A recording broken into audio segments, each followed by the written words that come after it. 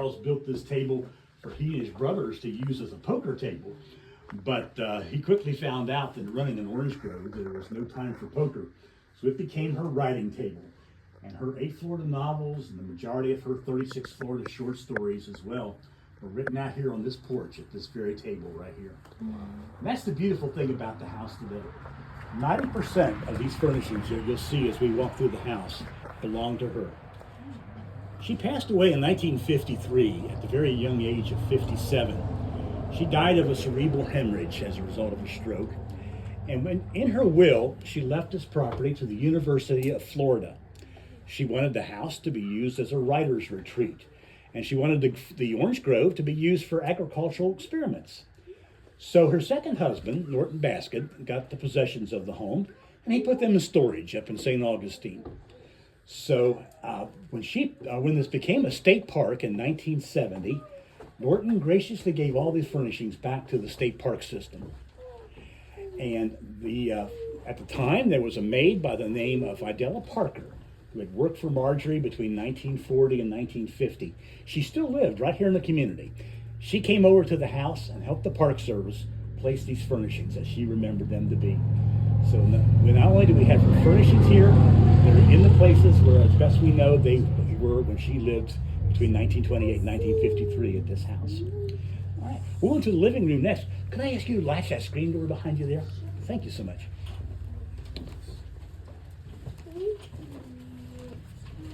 No, you go ahead. Go. Oh, sorry. Oh, thank you. Thank you. Y'all can go. I'm getting a feed. Here, this was actually 2 rooms up here. 1884 farmhouse. It's a 4-room house. And we had 2 rooms up front and 2 rooms behind us here. So they took down the middle wall underneath this beam to make it one great big room. The wall up front was about ready to fall down because of termite damage. So when they took it down, they loved the amount of light that came in through the front, so they rebuilt using those French doors across the front of this room. Another early project was to build this bookcase here. I can imagine they probably brought a lot of books with them down from Rochester, New York, and so the books went on the bookshelf right here.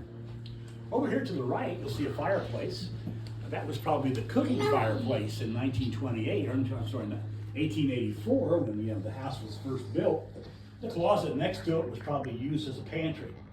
Well, Marjorie writes that that closet's used to keep my firewood on the bottom and keep my fire water on top. Wow. It's her liquor cabinet as well as her wood storage cabinet. Notice the barrel there on the floor. When she moved here, Prohibition was still in effect.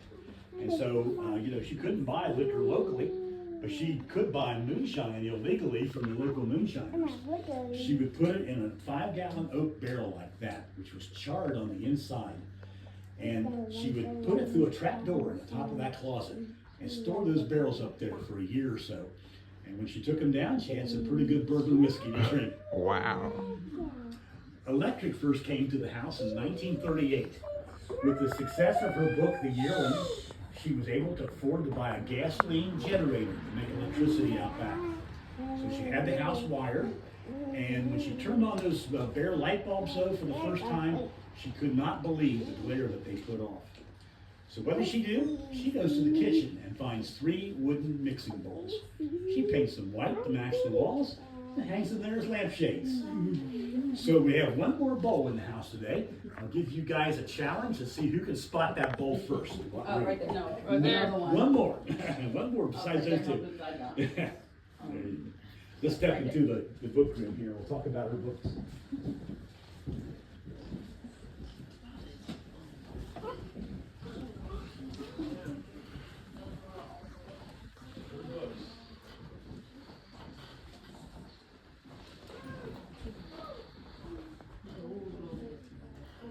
She wrote 8 novels when she lived at the house here.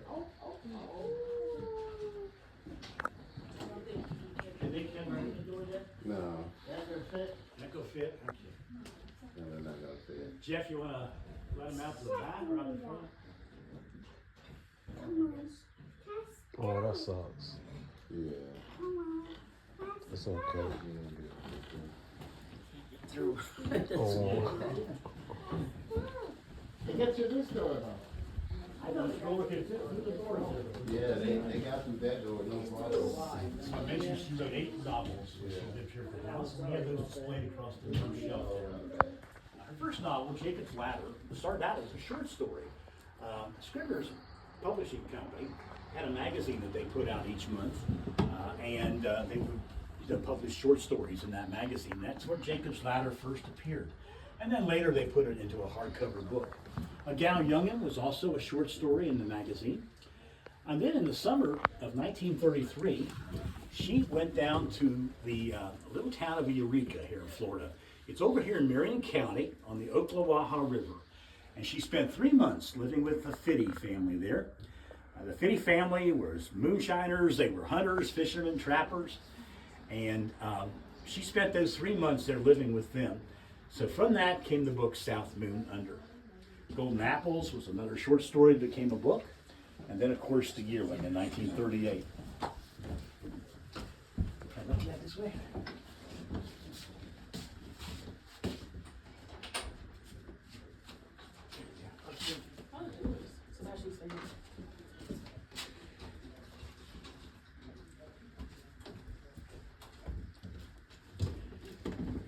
So the story of The Yearling came from a gentleman that she met over in the Big Scrub there in Eureka. His name was Cal Long, and we actually have his picture on the wall right back here. See the gentleman holding the gun there? Mm-hmm. Cal told her a story about how he had raised an orphan deer when he was a little boy. Well, that became the idea of Jody in the book The Yearling, the little boy who raises an orphan deer. There's a little sculpture of Jody right down here on the bottom shelf. His mother on the left, his dad on the right there. So that's what the book of The Yearling is about. Pulitzer Prize winner, Book of the Month winner, and MGM bought the movie rights to that in 1938 for $30,000. It's an unheard of sum back then. The little books in the middle there were put out by Scribner during World War II. There's 3 of her books that they published that they could give up to the GIs as they went overseas. They were small enough to keep in their backpacks, so they were really handy. And the GIs loved it, and they wrote her back all kinds of letters. And she answered over 700 letters sent back to the GIs during the war. When the Whippoorwill came out in 1940, and it was a collection of some short stories that she'd written up to that point in time. So Jacob's Ladder, Gal Youngin, Golden Apples, they're all in When the Whippoorwill. And then, of course, Cross Creek. I told you a little bit about it. Her diary or her memoirs of her life here at Cross Creek. Each story is just, great. It's just a story about some adventure, her life here. And one of the stories, or one of the chapters, is about her cooking. She says, you can criticize my writing all you want, but never criticize my cooking. She was very vain about her cooking. And because of that chapter was so popular, they encouraged her to do a cookbook that came out in 1942, Cross Creek Cookery. And then her last book, The Sojourner, took her 10 years to write.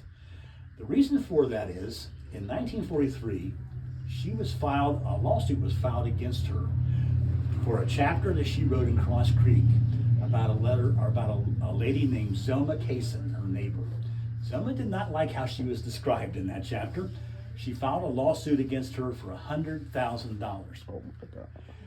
Marjorie actually won the lawsuit here in the local county, Alachua County, but Zelma had a very energetic young lawyer, and that lawyer took the case all the way to the Florida Supreme Court.